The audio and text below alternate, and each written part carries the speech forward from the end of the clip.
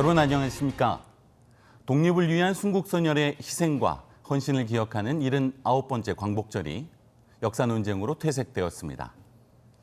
독립기념관장 임명을 둘러싼 논란으로 정부와 독립운동단체연합이 2개의 광복절 기념식을 개최한 가운데 서도광산의 세계 문화유산 등재를 둘러싸고 한일 간의 역사 갈등도 재현되고 있습니다. 오늘 시시각각에서는 우리 사회와 한일 관계의 역사 쟁점을 짚어보고 올바른 역사, 미래를 위한 과제는 무엇인지 네 분의 패널과 이야기 나누겠습니다. 함께해 주실 분들 소개해드리겠습니다. 이준식 전 독립기념관장 자리하셨습니다. 안녕하세요. 이준식입니다. 권유용 충남교육청 학교 내 일제잔재 청산위원회 위원장 자리하셨습니다. 안녕하세요. 권희영입니다. 공주대 교양학부 윤세병 교수 자리하셨습니다. 예, 반갑습니다. 윤세병입니다. 대전 청년의 이용주 대표 함께하겠습니다. 네, 안녕하세요. 이용주입니다. 일제 식민 지배로부터 국권을 회복한 지 79년이 되었습니다.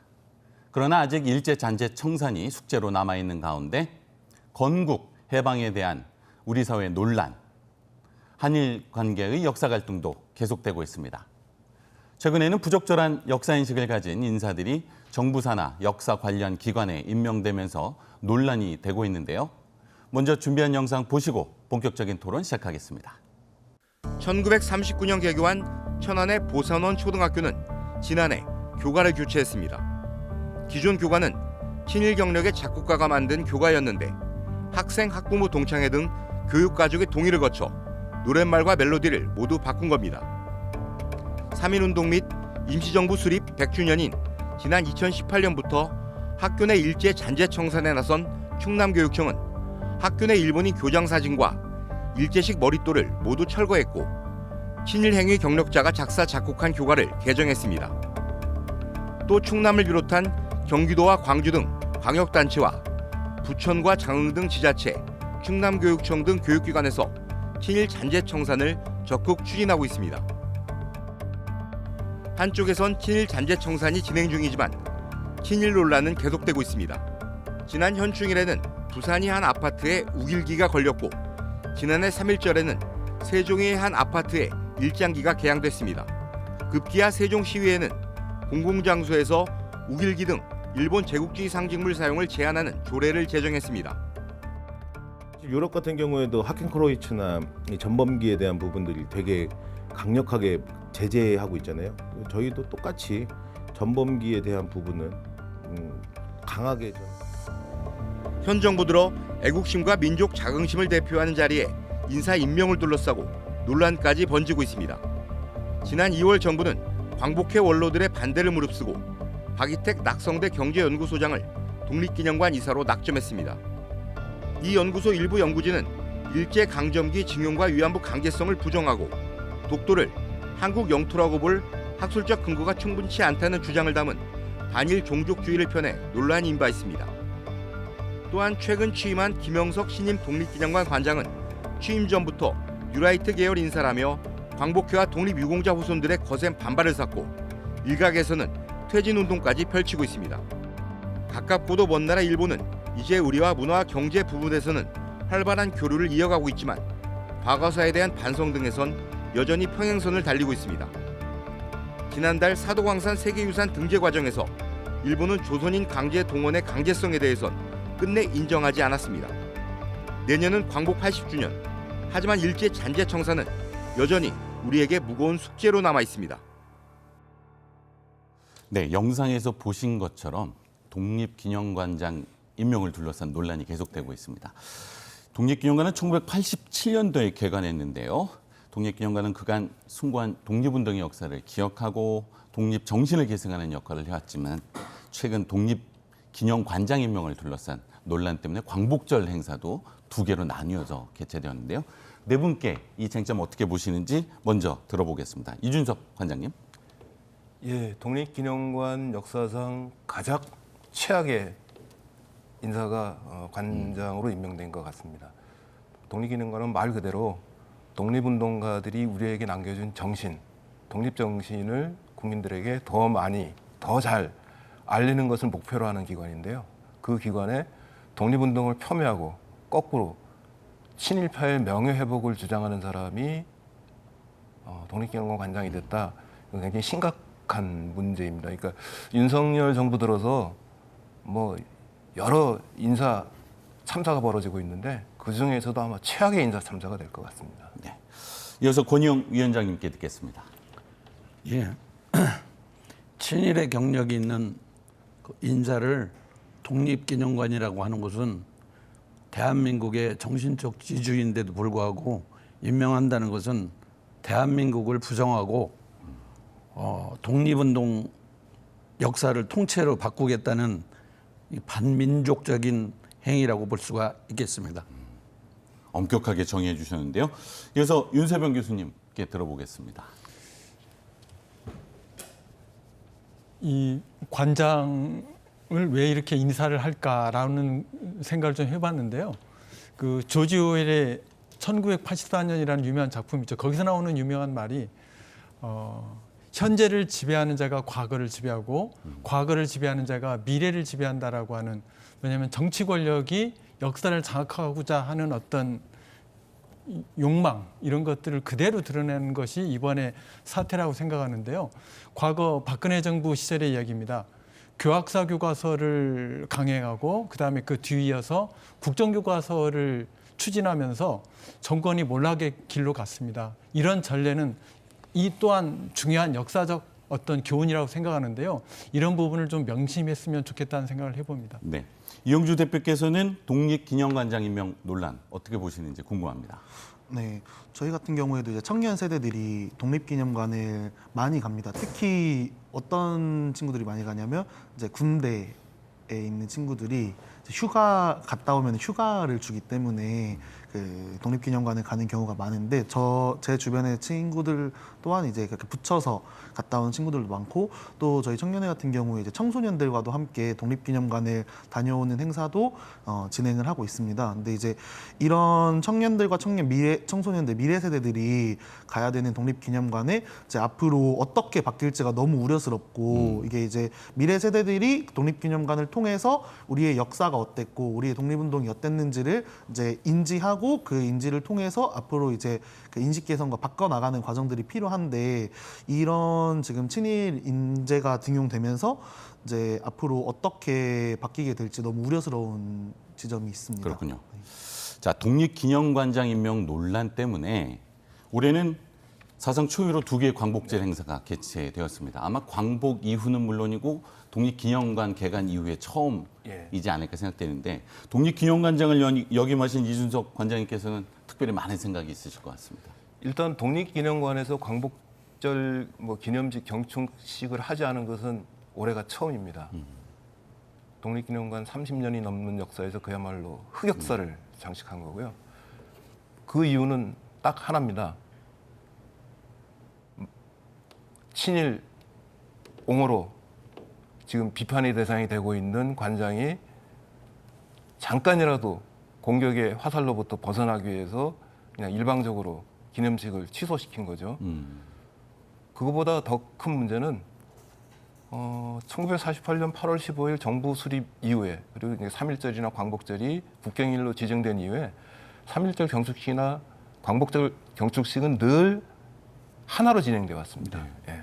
정부가 주관하는 경축식 하나만 열렸거든요. 근데 이번에는 정부가 여러 가지 인사 참사를 빚으면서 거기에 반대하는 광복회가 정부 경축식에 참석하지 않고 독자적으로 경축식을 가졌죠.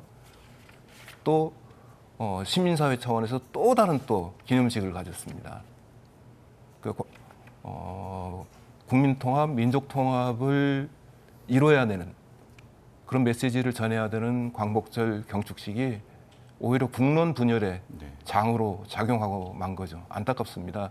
아마 제에 계신 독립운동가들, 선열들이 이 모습을 보면은 피눈물을 흘리실 것 같습니다. 네, 참 중요하지, 아주 중요한 문제가 아닐까 생각이 되는데요. 근데 인사 논란은 독립기념관뿐만이 아닙니다. 이 역사 관련 기관장 인선도 쟁점이 되고 있는데요. 박이택 낙성대 경제연구소장이 독립기념관 이사로 인선되기도 했고 또 한국학 중앙연구원장의 반일 종족주의로 쟁점화된 바 있는 이 김낙연 교수가 취임한 것에 대해서 우려의 시선도 많은데 위원장님은 어떻게 보고 계신지? 네, 식민지 근대화론이나 반일 종족주의 그 최종 목표는 건국절 1948년 건국절에 있다고 봐요. 이 건국절이라는 것은 대한민국이 1948년에 설립되었기 때문에 그 전에 대한민국은 없다. 이런 식으로 하게 되면은 친일파라든가 이런 것들이 모두 삭제가 되는 역사를 통째로 바꾸겠다는 건국절 추진이죠. 예, 이것은 어떻게 보면 친일파 왕국을 세우겠다는 거나 똑같은 논리입니다. 이런 자들을 양성하고 연구하는 단체들이 과연 어느 곳에서 연구비와 활동비를 받아서 이런 행태를 하는지 모르지만은 이런 심판 매국노들은 뿌리 뽑는 운동이 재개돼야 한다고 생각합니다. 이준식 관장님께도 한번 의견을 들어보고 싶은데요. 역사 관련 기관장 임명과 관련된 쟁점 어떻게 보시는지요? 최근에 이제 중요한 역사기관의 장을 맡고 있는 사람들에게 공통된 역사 인식이 있습니다. 그는 1948년 8월 15일 이전에는 대한민국이 존재하지 않았다. 대한민국이라는 나라가 존재하지 않았다. 네. 나라가 존재하지 않았다. 우리 민족의 나라가 존재하지 않았다라고 보는 겁니다. 이번에 신임 관장이 독립기념관 관장이 아주 잘 표현했듯이 그 당시에는 일본이라는 나라밖에 없었다. 그래서 우리는 모두 일본의 국민이었다. 그렇게 되면 어떻게 됩니까? 1910년부터 1945년 8월 15일까지 우리 역사는 존재하지 않는 겁니다. 역사로 공부한 사람 입장에서 얘기하면은 우리 민족 역사가 일본사 안으로 들어가는 겁니다. 그래서 이 사람들은 민족 역사라는 것을 부정합니다. 그러니까 뉴라이트라고 불리는 사람들이 가장 중요한 출발점이 뭐냐면은 민족사를 부정하는 겁니다. 민족을 단위로 우리 역사를 보지 말고 개인을 중심으로 해서 역사를 보자. 그런 개인을 중심으로 하는 시각에서 역사를 봤을 때 가장 중요한 출발점이 언제냐? 1948년 8월 15일이라는 겁니다. 그걸 이제 시장주의라 그러죠. 네. 그러니까 시장주의 입장에서 대한민국 역사를 다시 정리해야 된다는 게 뉴라이트라고 불리는 사람들의 특징이거든요. 그런 관점에서 보면은 독립운동사 아무 의미 없습니다. 친일파 비난받을 이유 없습니다. 친일파는 시장주의 입장에서 보면 가장 철저하게 자기 개인의 이익을 추구한 합리적인 존재가 돼버립니다. 우리는 그 사람들한테 배워야 된다는 거죠. 친일파를 옹호한다는 얘기가 그래서 나오는 겁니다. 네. 자, 역사 관련 기관 인사 관련된 쟁점이 이어서 일제 잔재 청산 문제 짚어봐야 할 텐데요. 자, 35년간 일제의 식민 통치가 우리 전통과 문화를 왜곡시키고 훼손시켜 왔다라는 사실은 뭐 부인할 수 없을 것 같습니다. 이 때문에 고유의 문화를 복원하고 올바른 역사를 정립하기 위한 일제 잔재 청산 운동이 계속되고 있는데요. 일제 잔재란 무엇이고 또 왜 일제 잔재를 청산하는 것이 중요한지 관장님께 이어서 듣겠습니다. 예, 그 일제 강점기에 일제가 우리의 문화, 우리 역사를 파괴하려고 온갖 수단을 다 썼습니다. 심지어는 우리식 이름을 버리도록 강요했고요. 우리 말글을 못 쓰도록 강요했고요. 그럼에도 불구하고 우리 민족은 우리 역사를 지키고 우리 문화를 지키고 우리 말글을 지키는데 성공했습니다. 세계 역사에서 보면 굉장히 놀라운 일인데요. 그럼에도 불구하고 일제가 파괴하려고 했던 노력이 일정 부분 작용을 해서 해방이 되고 난 다음에도 일제 식민 지배의 잔재가 곳곳에 남아 있었습니다. 해방이 되자마자 그것을 청산하는 작업을 벌였어야 되는데 안타깝게도 1948년 8월 15일 출범한 대한민국 정부는 일제 잔재 청산에 아무런 관심이 없었습니다. 네. 오히려 인적으로는 친일파를 중용함으로써 친일파가 대한민국의 기득권 세력이 되었고 친일파로 봐서는 뭐 굳이 일제 잔재를 청산할 이유가 없는 거죠. 자기들이 거기에 기생해서 권력을 잡았기 때문에 그러다 보니까 오랫동안 일제 잔재가 청산이 되지 않았고 그것이 마치 우리에게는 자연스러운 우리 문화, 자연스러운 우리 언어인 것처럼 쓰이던 시절이 있었습니다. 네. 그러니까 뒤늦게나마 일제 잔재를 청산하기 위해서 노력하기 시작했고 지금은 그래도 조금 그런 것을 인식하는 사람들이 점점 늘어나서 단적으로 얘기하면은 요즘 어디 가서 오뎅이라고 하면은 야단 맞습니다. 어묵이라고 써야 되죠. 네. 요즘 젊은 세대는 뭐 우아기 쯔봉 이런 말 모를 겁니다. 네. 저희 세대만 하더라도 우아기 쯔봉이라는 일본 말이 훨씬 더 익숙했거든요. 자연스럽게 그런 말을 썼지만 요즘은 그런 말 쓰면은 큰일 납니다. 젊은 사람들은 그런 말 안 쓰죠. 처음 들어봤어요. 예. 그래서 노력을 많이 해서 많이 청산했는데 그럼에도 불구하고 남아 있는 일부의 잔재가 있습니다. 그것마저 깔끔하게 청산해야지만 제대로 된 대한민국이 된다는 거죠. 네, 그렇습니다. 저도 최근에 묵찌빠가 일본의 일제 잔재라는 것을 알고 스스로도 많이 반성할 기회가 있었는데요. 광복 이후 79년 동안 제대로 청산되지 못했다라는 것이 이 일제 잔재 청산에 대한 정치적인 결단이 부재했다라고 하는 우리 관장님의 말씀도 주셨는데요. 이거 결코 쉽지 않은 일 같습니다. 어느 정도 일상의 언어 가운데 일제 잔재가 남아 있을까요, 위원장님? 네, 그렇습니다. 이게 우리가 같은 우리말로도 차적, 경례 이런 거 하는 것도 일왕에 충성하는 말이라고는 여러분들이 생각을 못 하셨을 겁니다. 근데 그 말이 일왕에 충성하는 말입니다. 그 흔히 또 말이 놀이 문화에서도 저희들도 아무것도 모르고 크면서 뭐 놀이를 했는데 꼬리따기라고 하는 놀이도 하고 또 특히 뭐 소풍을 간다든지 수련회를 간다든지 이런 수학여행 가는 것도 일제 잔재에 그 1907년 메이지 유신 이후에 그 우리 국민들을 순화시키고 교화시키기 위해서 했던 그 행동들의 수단들입니다. 서울의 경우는 무려 30%가 일제 시대에 만들어진 지명을 사용하고 있다고 합니다. 자, 지명과 관련된 우리 고유와 일제 잔재, 이거 어느 정도 심각한 문제일까요?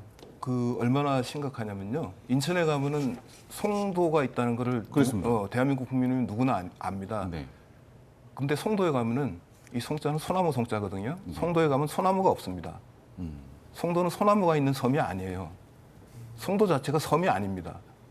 근데 왜 송도라는 이름을 붙였느냐? 그거는 러일 전쟁 당시 전쟁에 참여한 일본 군함을 기리기 위해서 만든 지명입니다. 그렇군요. 송도가 일본 말로 마쓰시마인데 네. 마쓰시마 함이라는 군함이 있었고 이 군함을 기리기 위해서 일본 사람들이 전투가 벌어졌던 곳에서 가장 가까운 곳에 송도라는 이름을 붙인 거거든요. 그래서 한때 이 송도라는 지명을 다시 예전에 아름다운 우리말 지명으로 바꾸자는 노력이 있었습니다. 그런데 바뀌었는데 다시 또 송도로 바뀌었어요. 네. 그만큼 힘든 겁니다. 대전만 하더라도 제가 알기로는 대전에 한밭중학교라는 곳이 있죠. 대전은 우리말로 쓰면 한밭이거든요. 네. 그러니까 한밭이라고 써도 되는데 굳이 대전이라고 쓰는 겁니다. 대전은 일제 예. 잔재이군요. 예. 그런 곳이 많습니다. 그러니까 예전에 없던 지명을 일본이 만들어 쓴 거야. 그것 자체를 바꾸기는 힘들겠지만 네. 예전에 우리식으로 쓴 아름다운 지명이 있으면 그걸 다시 되찾는 작업을 했어야 되는데 그걸 못하는 바람에 지금은 뭐 다들 대전으로 알고 있지 않습니까? 네. 윤석열 교수님께서는 교육 현장에 있는 일제 잔재 청산을 위해서도 여러 가지 활동을 해오고 계시는데요. 네. 자, 그 현황이 어느 정도인지 현재 잘 추진되고 있는지 이어서 말씀도 들어보겠습니다. 제가 이제 권혜영 위원장님하고 같이 충남교육청에서 그 일제잔재 문제 갖고서 이제 같이 활동을 했는데 예를 들면 그 학교에 오래된 학교 같은 경우는 그 일제시대 때 교장 사진이 버젓이 걸려 있었는데 이건 사실 생각 않고 그냥 우리 역사다라고 이렇게 생각하는 경우인데 그런 경우는 29곳이었습니다. 그것을 다 이제 그 전시를 어디냐 사료관이나 혹은 좀 이렇게 일제 역사라고 하는 곳에서 좀 더 이렇게 의미를 생각할 수 있도록 이렇게 배치했고요. 아니면 그 학생 징계 항목에 백지동맹이나 아니면 동맹유학 이런 거를 처벌한다는 규정이 있는데 사실 이거는 1929년에 광주학생항일운동 이후에 생겨난 그 징계 조항인데 이런 걸 그냥 해방 이후에도 계속 써오던 건데 이런 부분도 꽤 수정을 했습니다. 그리고 그 친일행위자가 작사 작곡한 곳이 꽤 있는데 이런 부분들은 많이 아직 이제 교육청 차원에서 사업을 진행했는데 여전히 좀 과제로 남아 있습니다. 일단 무엇이 일제 잔재인지 아는 거로부터 출발을 해야 된다라고 말씀을 해오셨는데 실제 교육 현장에서 일제 잔재를 청산하는 것이 결코 쉽지 않은 일 같습니다. 실질적으로 추진하는 데서 어떤 어려움이 있으실까요? 대부분 교과 같은 거를 개정하려고 하면은 전례대로 내려오는 전통인데 왜 그걸 바꾸려고 하느냐 이렇게 그 선배들이 동문들이나 선배들이 반대하는 경우가 많아요. 그런데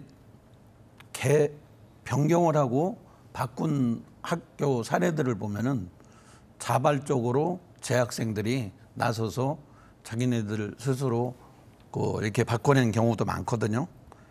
근데 이렇게 자발적으로 할 수 있는 토대를 선배들이 마련해 줘야 하는데 그 친일 작곡가들이 작곡한 거를 안 바꾸고 갖고 있다는 자체는 전통이 아니라 오히려 그 학교의 치욕으로 남아 있다는 걸 생각하셔서 그걸 하루빨리 바꾸어야겠다는 생각을 가져야 하는데 그런 생각들을 안 하고 관심을 안 두고 어떻게 보면 나는 몰라라 내가 그 쓰지도 않는 건데 이런 무관심들이 많이 차지하는 것 같아서 그 학생들한테 선배들이 돼가지고 동기부여를 해줘서 스스로 바꿀 수 있게끔 할 수 있는 그런 거를 토대를 만들어주면은 앞으로 많은 학교들이 그 개정이 되고 바뀔 거라고 생각합니다. 네. 제가 한마디만 네. 첨언하자면요. 제가 아까 이제 마쓰시마함하고 송도 얘기를 했는데 그게 이제 러일 전쟁이 아니라 청일 전쟁입니다. 제가 잠깐 착각했는데 마쓰시마함과 송도 사이에서 관계에서 알 수 있는 것처럼 일제 잔재 가운데 상당수는 특히 단순히 일제가 아니라 군국주의야. 일본의 군국주의와 관련된 잔재라는 겁니다. 특히 일본의 군국주의로 나가면서 조선 사람들에게 그런 의식을 심어주기 위해서 의도적으로 만들어낸 여러 장치들이 지금도 우리 사회에 남아있기 때문에 더더구나 군국주의 문화는 청산하는 게 올바른 길이기. 이용주 대표님, 네. 정부와 지방자치단체뿐만 아니라 시민 차원의 역할도 아주 중요할 것 같습니다. 자, 2019년도에 대전에 강제징용 노동자상이 건립되었는데요. 대전 청년회도 중요한 역할을 한 것으로 알고 있습니다. 우선 강제징용 노동자상의 건립 배경, 그 의미가 무엇인지 말씀 듣겠습니다. 네. 일단은 2019년도에 세워졌다는 거에 또 의미가 있는데요. 네. 이제 3.1운동 및 대한민국 임시정부 수립 100주년을 맞아서 2019년도에 대전 지역의 이제 양대 노총과 평화합의 대전행동에서 주축이 됐고 이제 많은 시민과 시민사회단체들이 참여해서 만들어졌고 저희 청년회도 함께했습니다. 일제강점기 강제지원 희생자 지원재단에 따르면 그 당시에는 그 일제강점기 당시에 조선 인구 3분의 1 정도가 해당하는 인원인들이 이제 강제징용에 동원이 되었는데 대전에도 수많은 조선인 노동자들이 일제에 의해 강제로 동원됐다는 사실이 실제로 밝혀졌습니다. 그리고 이러한 문제에 대해서 일본 정부는 공식적인 사죄나 배상을 하지 않았고 오히려 과거를 부정하는 행태를 보였습니다. 2019년도 당시에 일본의 강제징용에 관해서 한국 대법원에서는 배상 판결이 났지만 일본 정부는 이에 거부하고 오히려 한국을 화이트리스트 배제라는 이름으로 이제 경제적 압박을 가하는 행태가 보였고 그에 따라서 아마 기억하실 건데 많은 국민들이 기억하실 건데 이제 그 보이콧, 노 재팬 이런 또 사태가 벌어진 적도 있었습니다.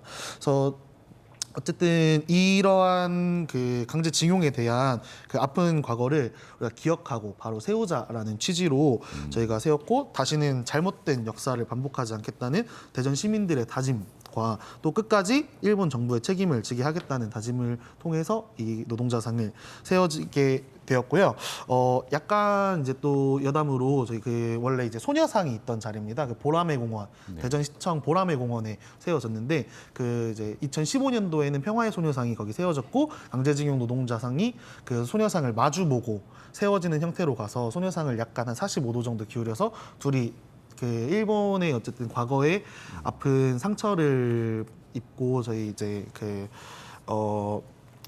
일본 정부와 이제 그런 책임을 묻겠다라는 다짐으로 이렇게 마주보게 세웠다고 그렇군요. 했습니다. 자, 현재까지 강제징용 노동자상은 서울, 부산, 대전, 제주 등 9곳에 있고요. 오사카에도 하나 있다고 하는데, 근데 또 쟁점이 있습니다. 최근 경남 거제를 비롯해서 강제징용 노동자상이 철거 위기에 있다고 하는데 그 배경은 또 무엇인가요?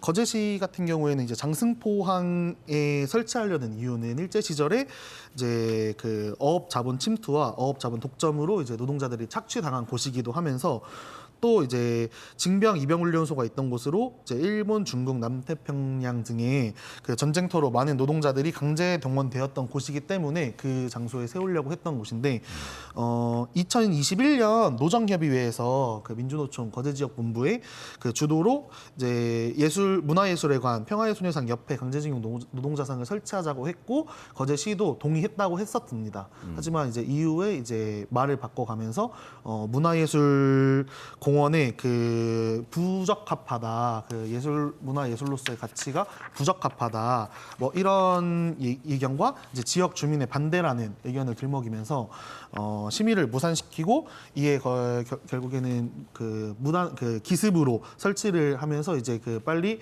철거해라라는 의견들이 나오고 있는데요. 사실 절차를 들먹이면서 미루기를 하는 형태가 이번뿐만이 아니라 대전에서도 있었고 그리고 부산에서도 있었고 결국 부산에서는 철거까지 되는 사태가 벌어졌는데요. 그렇군요. 네, 이러한 상황들이 가장 크게 발생하는 이유라고 생각하는 건 결국에 역사 정의를 바로 세우지 않고 이제 계속 그 일본의 눈치만 보는 정부와 그 정권의 눈치를 보는 지방 정부의 그런 무능함 때문이 아닐까라고 좀 생각을 하고 있습니다. 강제징용 노동자상이 이 역사적 기억 또는 후 세대에게, 미래 세대에게 교육 가치를 가지기 위해서는 어떤 점이 좀 보완되어야 될까요? 사실 이런 부분도 조금 그 논란이 됐던 부분 중에 하나가 이게 강제징용 노동자상이 대전의 한 시의원이 이 강제징용 노동자상이 한국 노동자의 모델이 아니라 일본 노동자의 모델이다 하면서 이제 문제 제기를 했고 거기 이제 그 결국에 이제 명예훼손으로 고소를 했지만 그리고 패소를 하는 그 작가가 명예훼손으로 고소를 했으나 이제 패소를 하는 그런 경우도 있었습니다. 그래서 사실 그냥 저는 개인적으로 그렇게 생각하는데 이 모델이라고 하는 게 사실 어떤 배경으로 설치되었냐가 중요한 거지. 네, 이 모습 형태를 가지고서 이렇게 자꾸 공격이 들어오고 이런 가치들을 자꾸 인정하지 않으려는 분위기들이 계속 벌어지고 있는 게 가장 큰 문제라고 생각하고요. 제가 이제 확실히 얘기해야 될 부분은 우리는 강제징용이 현실이었고 사실이었고 근로정신대라든지 아니면 이따 얘기할 사도광산이라든지 이런 부분에서 강제로 징용됐던 문제들 그리고 우리가 이런 사실들이 결국 제대로 보상 배상되지 않고 일본 정부의 사과를 받지 못하는 문제들이 가장 큰 문제라고 생각하는데요. 이러한 과정들이 있어야만 우리가 강제징용 노동자상이 더 의미를 가질 수 있다고 저는 생각을 하고 있습니다.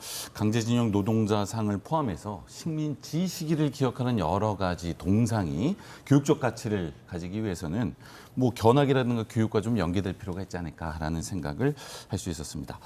자, 강제 노동의 역사적 유산과 연관되어 있는 사도광산 문제 짚어보도록 하겠습니다. 자, 2015년 군함도에 이어서 사도광산의 세계 문화유산 등재와 관련돼서 또 한일 간의 쟁점이 되고 있습니다.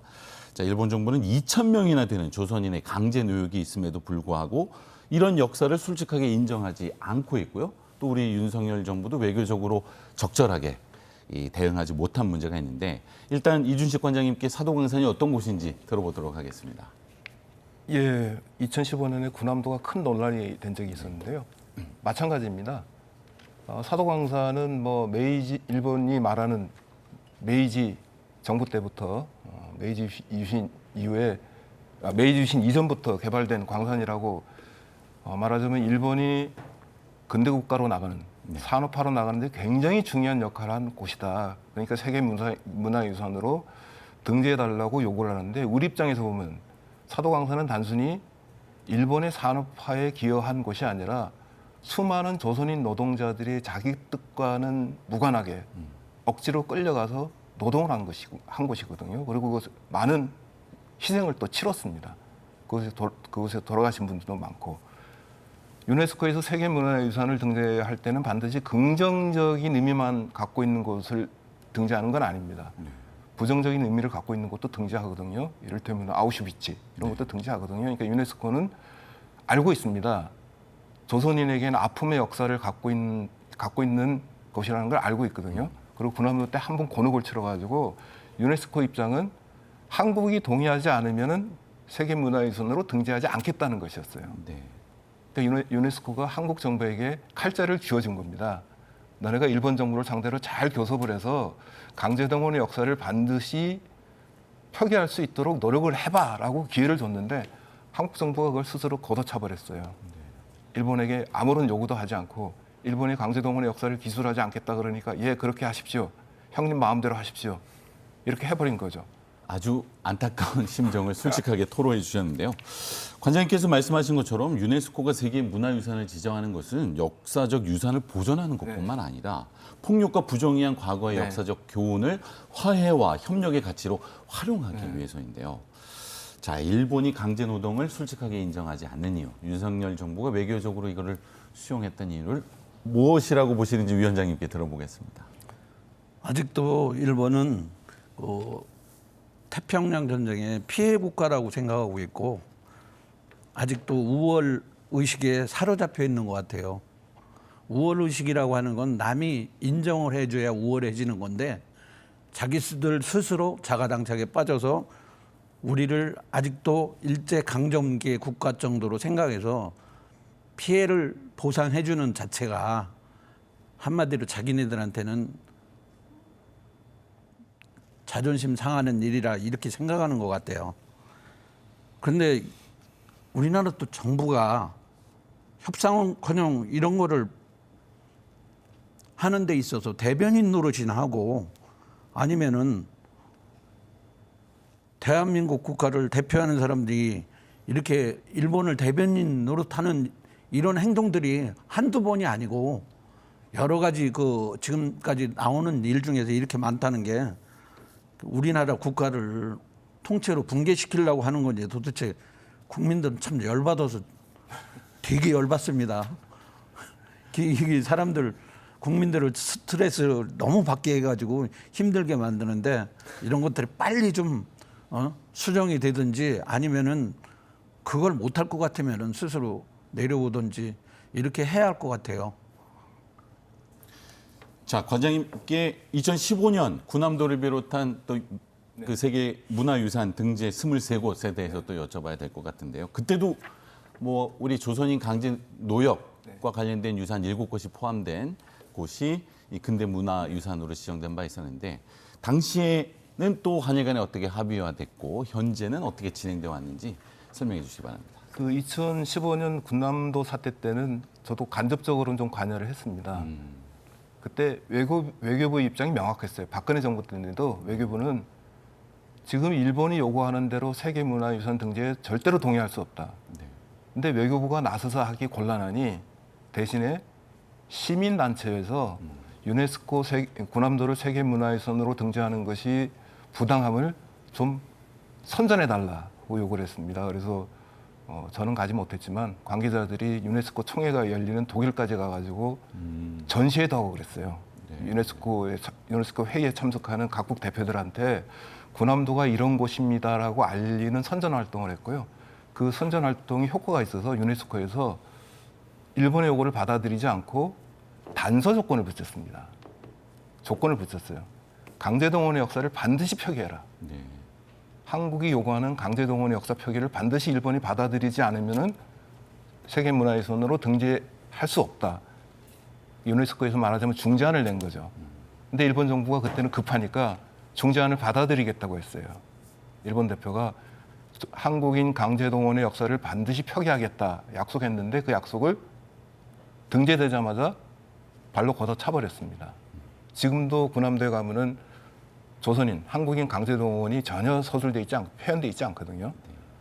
그렇다면 2015년 군함도 사태를 교훈 삼아가지고 이번에는 더 세게 요구를 했어야죠. 그때 약속 파기했으니까 이번에는 약속을 반드시 지켜라, 약속해라고 했어야 되는데 오히려 2015년보다 더 외교부가 퇴보한 겁니다.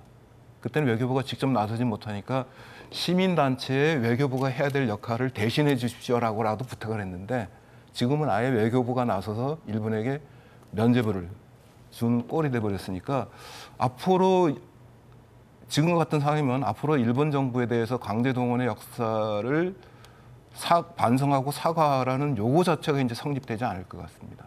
이제 정부 차원에서 이것을 요구하는 것은 불가능할 것 같고요. 실제로 어저께 광복절 대통령 경축사가 그걸 그대로 보여줬습니다. 일본에 대해서 아무런 반성과 사과를 촉구하지 않는 그런 경축사가 돼버렸으니까요. 자, 윤세병 교수님. 세계문화유산 등재 이후에 한일 간에 더구나 불행했던 한일의 역사적인 공유 유산을 어떻게 미래 세대의 교육 자산으로 또 공동의 역사 기억으로 활용하는 문제, 이게 더 중요할 것 같은데요.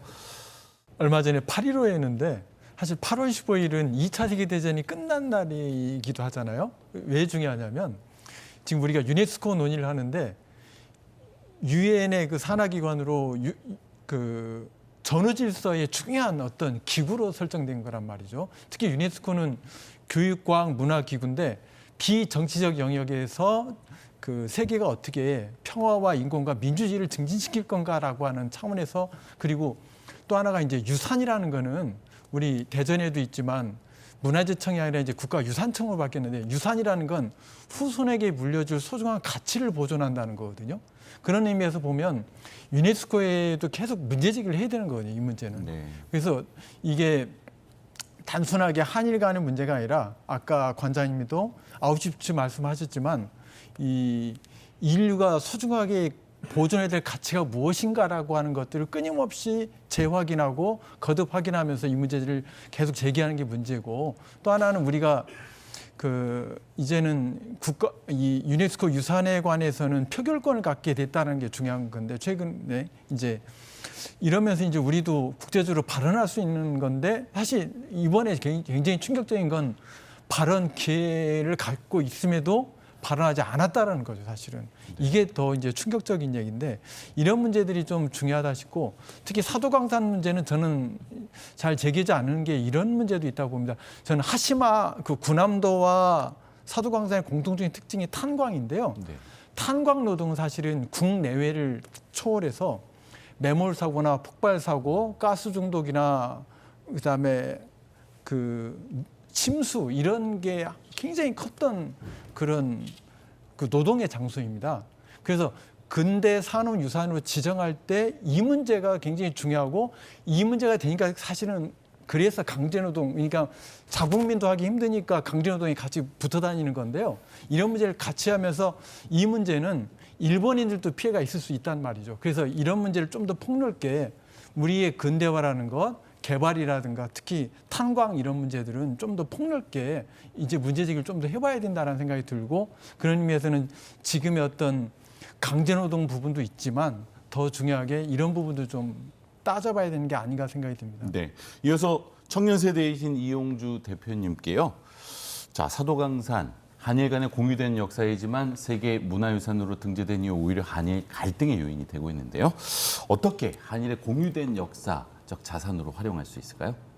네, 사실 지금 정부의 행태를 보면 이게 이제 더 이상 이런 역사 왜곡이 있는 이상은 가치라고 볼 수 없다라고 좀 생각을 합니다. 이게 사실 그러니까 뭐 역사적인 사실 중에서 이제 그 광산이었고, 그 광산을 통해서 일본 경제 뭐 발전에 이바지했다 뭐 이런 내용뿐만이 아니라 결국에 그 과정에 양면에 있는 그런 역사까지 같이 끄집어내야 되는 게 가장 중요하다고 생각하는데, 이런 과정들이 없이 그냥 한국인 아까 관장님이 말씀하신 것처럼 한국인 노동자가 그냥 왔다. 네, 와서 그냥 본인들이 일을 하고 갔다, 이런 식으로만 표기돼 있는 이 광산에서는 더 이상 역사적 가치를 찾기는 힘들어 보이고, 네. 지금이라도 좀 바로 잡고 그러니까 한일 양국 간의 이제 합의를 통해서 인정해서 제대로 된 내용을 넣고, 우리 이제 이러한 아픔이 있는 역사적 그 가치가 있지만 하지만 또 이런 부분도 있다라는 거를 이제 다 보여줘야 정말 진정한 역사적 가치가 있지 않을까라는 생각을 하고 있습니다. 공유 역사로서 어떻게 활용할지 우리 사회는 물론 양국 사회가 모두 좀 고민해 봤으면 좋겠다는 생각을 했습니다. 관장님, 역사 문제에 대한 우리 사회 그리고 한일 갈등은 이게 끊임없이 반복되어져 온 쟁점입니다. 윤석열 정부 출범 이후에는 건국절, 친일 검증에 대한 역사 논란이 더해져 있는데요. 자, 우리 사회 역사 논쟁 이거 어떻게 해결해야 할까요? 다시 이제 거슬러 올라가게 되는데요. 사실은 해방 이후에 친일 청산이 제대로 됐으면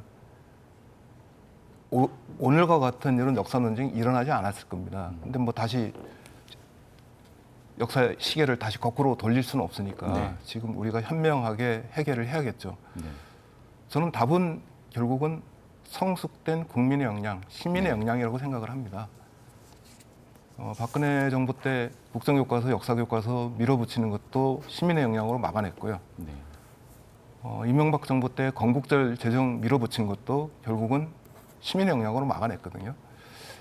윤석열 정부가 밀어붙이는 저는 역사 쿠데타라고 생각하는데요. 역사 쿠데타도 결국은 시민의 역량으로 막아낼 텐데 어떻게 하면 그럼 시민의 역량을 유지하고 더 향상시킬 것이냐. 네. 결국은 각 개인이 각성을 해야 되고요. 그 개인이 각성할 수 있도록 우리가 서로 힘을 더해줘야 되지 않을까 뭐 그런 생각을 합니다.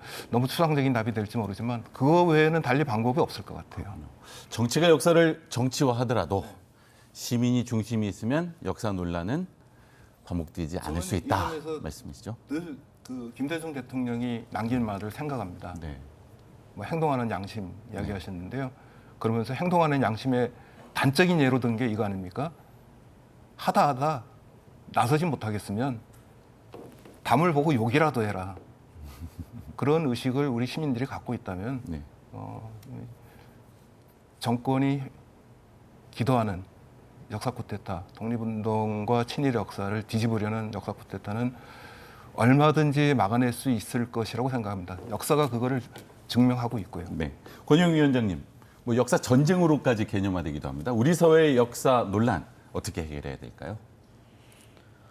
사실 지금의 사태를 보면은 뭐 일제 잔재를 청산해야 하는 게 아니라 일제 잔재들이 망령들이 다시 살아나는 것 같아요. 좀 굉장히 유감스럽고 이렇게 되는데 사실은 우리가 살면서 뭐 뿌린 대로 거두리라고 하는 얘기가 있는 것처럼 자기네들이 잘못한 거는 결국은 그 뿌린 대로 결과가 나올 겁니다. 네. 이런 문제들을 우리 그 국민들이 깊이 인식하시고 관심을 많이 가져주셔서 이런 문제를 적극적으로 참여해서 막아주시는데 전념한다면은 쉽게 이런 문제들을 해결할 수 있을 거라 생각합니다. 네. 자, 이 역사의 문제가 정치적인 쟁점일 뿐만 아니라 정체성과 관련된 쟁점이다 보니 이거 참 쉽지 않은 문제이기도 한데요. 올바른 역사 그리고 미래를 위한 역사를 위해서는 일제 잔재 청산과 극복에 그치지 않고 미래를 위한 역사인지 공유된 기억을 만드는 것도 중요한 과제가 아닐까 생각됩니다. 이를 위한 과제 윤세병 교수님께 먼저 듣겠습니다. 지금 사회자님께서 정체성 말씀하셨는데 사실은 역사 전쟁을 표현하는 표현이 여러 가지가 있는데 역사 전쟁, 정체성 전쟁, 상징 전쟁, 문화 전쟁, 뭐 기억 전쟁 이렇게 다양하게 되는데 결국은 어떤 기억을 살릴 것인가라고 하는 그 갈등들이 항상 존재하는데 어쩌면 저는 합의가 안 될 수도 있지만 좀 더 정치적인 거, 논쟁적인 거를 좀 더 터놓고 이야기할 수 있는 곳이 많이 필요하다는 생각이 듭니다. 학교 현장이나 이런 데서 네. 이런 것들을 불편해하지 말고 네. 좀 더 드러내놓고 저 사람이 가진 생각이 뭐고 내가 가진 생각이 뭐고를 허심탄회하게 얘기해보고 왜 저 사람이 저런 생각을 하고 있는지라는 걸 좀 터놓고 얘기하는 것 이런 게 굉장히 좀 필요하지 않을까 생각이 듭니다. 하다 보면 예를 들면 이런 거죠. 왜 뉴라이트가 나왔을까? 뉴라이트가 나오던 시점은 바로 뭐냐면 이제 권혜용 위원장님이 민족문제연구소 많이 활동하시는데 민족문제연구소에서 그 친일명사전 만들고 그다음에 과거사 문제를 본격적으로 논의하는 순간 이런 반대의 흐름이 막 생기라고 했는데 이런 것도 좀 역사적으로 좀 다 터놓고 얘기하면서 왜 우리가 이런 갈등을 겪는가라고 하는 것들을 좀 더 논쟁적으로 한번 풀어봤으면 좋겠다는 생각을 많이 해봅니다. 네. 이준식 관장님의 지혜도 이어서 들어보겠습니다. 예, 지금 여당의 뭐 최고 지도자가 된 분이 뭐 세계 시민 그런 얘기를 한 적이 있는데요. 그분과 다른 의미로 저는 세계 시민 의식을 키우는 게 굉장히 중요하다고 생각을 합니다. 한국과 일본의 특히 젊은 세대가 이 과거 두 민족 사이에 있었던 아픈 역사를 제대로 기억하고 그 아픈 역사를 바탕으로 해서 밝은 미래로 나갈 수 있는 공통 분모를 만들어내는 것이 굉장히 중요하고요. 그래서 예전에는 사실은 한국과 일본의 청년들이 교류를 많이 했습니다. 한국의 뜻있는 청년, 일본의 뜻있는 청년들이 교류를 많이 했는데 그게 또 뭐 여러 가지 그 정치적 상황의 변화에 의해서 요즘은 많이 이제 축소됐는데 그런 것들을 더 활성화시킬 필요가 있다. 아까 이용주 대표님도 그 얘기했는데 역사는 결국 미래를 위해서 존재하는 거거든요. 미래 세대가 굉장히 중요합니다. 지금 저 같은 세대가 얼마나 중요하겠습니까? 앞으로 그 역사의 주인이 돼야 될 미래 세대가 중요하기 때문에 미래 세대가 공유할 수 있는 역사 인식을 빨리 만들어 주는 것이 좋겠다. 그게 아마 성인들이 해야 될, 나이 든 사람들이 해야 될 책임이 아닌가 그런 생각이 들고요. 그나마 다행인 거는 일본에서도 깨어있는 시민들이 있거든요. 깨어있는 청년들이 있으니까 그들과 계속 상호 교류하면서 공통의 분모를 만들어내야죠. 한일 간 그리고 네네네. 그러니까 역사를 공부하는 중요한 이유 중에 하나를 어떤 분들은 이제 그 우리 도로에 방지턱이라고 있잖아요. 과속하지 말라고. 저는 사실은 이런 우리가 좀 과속하지 말고 찬찬히 성찰할 수 있도록 방지턱을 만드는 거라고 생각하는데 지금은 사실은 아무것도 안 보고 그냥 앞으로만 계속 질주하는데 이렇게 되지 않기 위해서는 우리가 끊임없이 그 우리를 성찰하고 우리를 좀 속도 조절하면서 뭔가를 좀 반성할 수 있는 방지턱들을 계속 만드는 건데 이걸 굉장히 뭐냐면 한편에서는 그 왜 딴지 걸고 그러냐 이런 게 아니라 사실은 굉장히 우리 삶에 중요한 거죠. 근데 이런 것들을 자꾸 이상한 방식으로 이번 경축사가 굉장히 그런 것들을 잘 드러내는데요. 이런 것들에 대한 그 성찰이 절대적으로 필요하지 않나 생각이 듭니다. 두 분 모두 공통적으로요. 역사 문제는 정치의 쟁점이 아니라 건전한 시민이 공론의 장에서 다양한 대화와 소통을 통해서 해결해야 될 문제라고 지적을 해주셨습니다. 윤 교수님께는 이어서 이런 질문도 한번 드려보겠습니다. 자, 한일 역사 문제, 한국 사회의 역사 문제, 이 학문적 관용과 정치적 이념의 충돌로도 볼 수 있을 것 같습니다. 자, 최근에요, 이 제국의 위안부로 재판을 받은 박예하 교수가 최종 무죄를 선고받기도 했는데요. 학문적 양심과 정치적 이념이 혼재되어 있는 역사 갈등의 문제, 이거 어떻게 중심을 좀 잡아봐야 할까요? 굉장히 어려운 질문입니다. 일단 박예하 교수의 그 법정으로 간 건 저는 개인적으로 학문이라는 차원에서 볼 때는 적절치 않았다고 봅니다. 그것이 혹여 자기 생각하고 달랐다고 하고 굉장히 문제가 된다 하더라도 학문적으로 풀었어야 되는 거를 법정의 문제까지 가서 이렇게 해결하는 거는 과연 옳았을까라는 생각이 듭니다. 그렇다 해서 제가 박예하 교수의 의견에 동의하는 건 아닌데요. 그 얼마 전에 김낙년 교수도 그렇지만 그 기본적으로 학문에는 전제가 있다고 생각합니다. 그러니까 식민지 근대화론 주장하는 분들도 어떤 그 데이터라든가 뭐 어떤 수치 이런 것들을 갖고 얘기를 하지만 중요한 거는 그 학문적 전제로 이제 삼는 게 그런 거죠. 호모 이코노미쿠스. 인간이라는 건 경제적 이익을 추구하는 동물이다라는 기본 전제에서 시작하는데 사실 교육이나 학문은 그런 것도 있지만 인간의 삶이라고 하는 게 어떤 가치를 기본적으로 전제를 하는 건데 인권이나 평등이나 아니면 민주주의 같은 것들에 대한 것들을 소거시킨 상황에서 얘기하는 것 이런 것 문제라고 생각합니다. 예를 들면 박예하 교수의 문제도 그 제국의 위안부라는 건 한마디로 그런 거잖아요. 실질적으로 위안부를 동원하는 데 있어서 한국의 협력자들의 문제라고 하는 것. 물론 그 문제는 좀 중요하다고 봅니다. 근데 문제는 뭐냐면 일본 제국주의라는 거악이라는 얘기는 얘기하지 않고 이것만 갖고 얘기하는 거죠. 이걸 다 같이 균형 있게 얘기해야 되는데 마치 이것만 확대경으로 계속 보면서 문제 얘기하는 것, 이거는 문제가 있는 거죠. 우리 시민사회가 또 청년 세대가 한일 또 우리 사회의 역사 문제를 해결하는 데 있어서 어떤 노력이 필요할 것이라고 보시는지요? 네, 뭐 이제 정부의 역할과도 맞물린다고 생각할 수 있지만 이제 많이 알리고 이제 교육을 제대로 된 교육을 할 수 있는 것이 가장 중요하다고 생각합니다. 사실 역사 교육을 쭉 보면은 저희가 그 일제 강점기 근현대사의 일제 강점기는 나오고 이제 광복 이후에 일제 그 친일파들이 어떻게 청산됐는지 이런 과정들이 전혀 나오지 않고 있거든요. 광복 이후에 일장기가 내려가고 미군기가 올라가면서 미군정이 시작되었고 그 미군정에서 친일파들을 이제 재등용하는 그런 사태가 벌어졌고 그거에 대한 세력으로 이제 그 친일파들에 대한 화살을 반공으로 돌리는 이런 내용들. 그래서 저는 최근에 그 좀 이슈가 됐던 홍범도 장군에 대한 얘기도 그거랑 비슷하다고 좀 생각을 했었습니다. 그 윤석열 정부가 이제 그런 계속 친일파에 관련된 내용으로 공격을 당하니 그 화살을 이제 반공으로 돌리는 형태로 이제 똑같이 과거와 이제 되풀이되는 형태. 그리고 이제 그 해방 이후에 반민특위가 개설됐음에도 불구하고 결국 또 정부에 의해서 막혔던 이런 내용들을 잘 모르기 때문에 이제 우리가 그런 거를 시민사회에서 더 많이 알리고, 그러면 교과서나 학교에서는 이런 걸까지는 알려주지 않고 있거든요, 지금 현재. 그렇기 때문에 저희가 더 많이 알리고 시민들한테 더 다가갈 수 있는 미래 세대들하고 같이 얘기할 수 있는 그런 토론의 장과 또 많은 그런 학습의 장을 열어야 된다고 생각하고 있습니다.